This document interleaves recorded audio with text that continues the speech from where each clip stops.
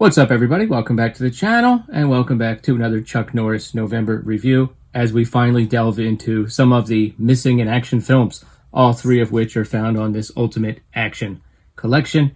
This also has Invasion USA, which I watched last year, so this has been pretty indispensable.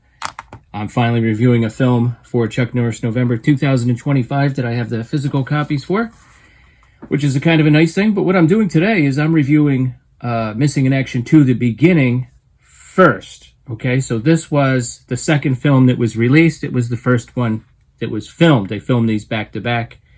And then Missing in Action was released on November 16th, 1984. Missing in Action 2, the beginning, was released March 1st, 1985. So they didn't waste any time there. The thinking was, Cannon thought that the second film that was filmed, was the better movie. So they wanted to release it first. Whether or not I agree with them, we'll wait until I review Missing in Action, okay? Which, again, I'm doing these out of order according to release, but not how they were filmed. It's not that complicated, but I keep confusing myself. And, you know, these films really look like they were filmed back-to-back. I've watched both of them. Whether or not I do the third one this year for this year's Norris November, I'm not really sure yet. But this one is essentially a prisoner of war film set in Vietnam. And it essentially opens up with Chuck and some of his fellow soldiers. He plays a colonel, Colonel Braddock. They're trying to escape a firefight, and they're on a helicopter. And the helicopter is going down, and they start to jump into a river. And they freeze frame on each one, and they tell you when they went, the name and the rank, and when they went missing in action. And it's kind of clever. Now, among the other soldiers is Stephen Williams, who was in, I think, Freddy vs. Jason. He was a veteran of many, many TV shows, including 21 Jump Street. But he will eventually play a prisoner of war who will sort of collaborate with the Vietnamese. Because as we flash forward and we learn about their captivity, they want Chuck to sign a piece of paper that is an admission of war crimes, and he won't do it.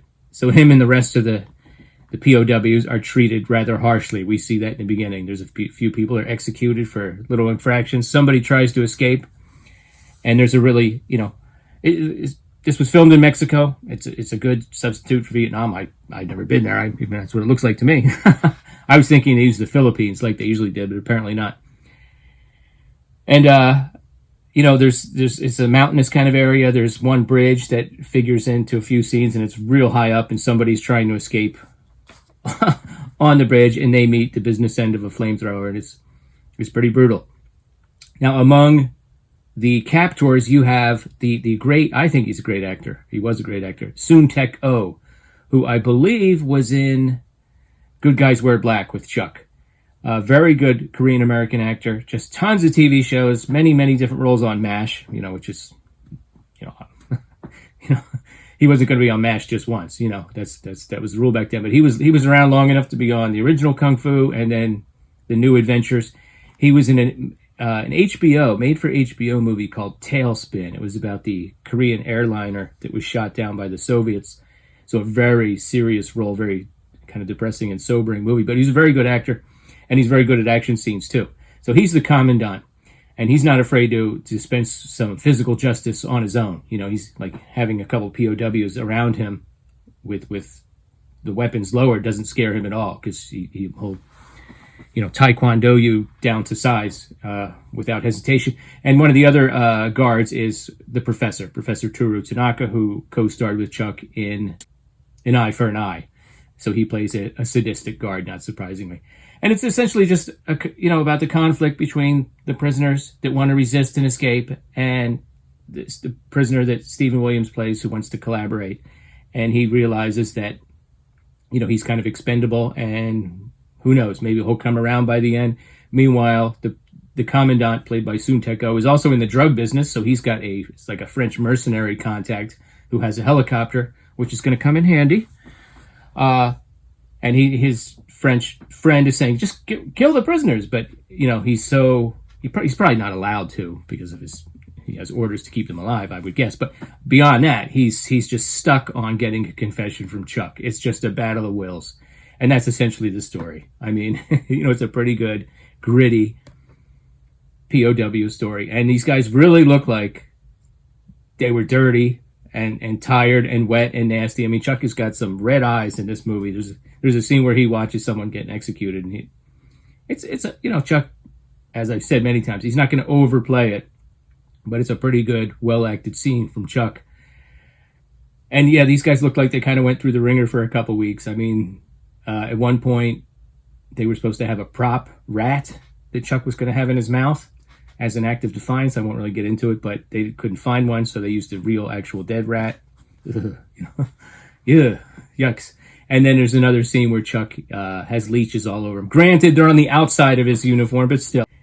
Yeah, of course, some of the prisoners talk about what they're going to do back home and all this stuff, and it's like, I wonder who's going to get killed. I don't know. Eventually, Chuck has a confrontation with Soon-Tek Oh's character, and it's a pretty good fight, There's some martial arts in this for sure. And what I like about it is they're in this hut and everything, and it's closed quarters. It's not just a couple kicks and punches. They actually do some grappling. And at one point earlier, Chuck has chains on his legs, and he takes somebody down and had the chains around the neck. Because Chuck actually, he started to learn jiu-jitsu from the Gracie family a long time ago. He was not snobbish about his martial art, which was Tang Soo Do. I may have called it Taekwondo in a previous video, a Korean martial art, as is Tang Soo Do. But he was not snobbish about it. He was really willing to learn about other forms of fighting. So he did eventually become a black belt in Brazilian Jiu-Jitsu. So editing Mr. Dan here, about what I just said, I really want to get the martial arts aspects of these films right and use the right terminology and everything, because we are talking about Chuck Norris. But Chuck actually began training in Brazilian Jiu-Jitsu in the late 80s, so after these films. He trained with the Gracie family and then eventually got his black belt through the Machado brothers. But at this time, he was already a black belt in Judo, which explains his prowess in grappling, so he was very aware of different grappling techniques. But there's some pretty good grappling and takedowns and fighting on the ground and things like that. It's really pretty good. Now, my history with these films is I remember watching them on HBO. I don't know if I ever sat down to watch them all the way through. They seemed like they were on constantly. And I also remember a making of special that would play in between movies, which is what HBO used to do. Back then, if a movie ended 15 minutes before the hour, they would show you a little documentary or something. And it really focused on the explosions. How Cannon was like, we need bigger explosions, and you get them. You get some explosions in both of these movies, but especially this one. And this film is actually directed by Lance Hool.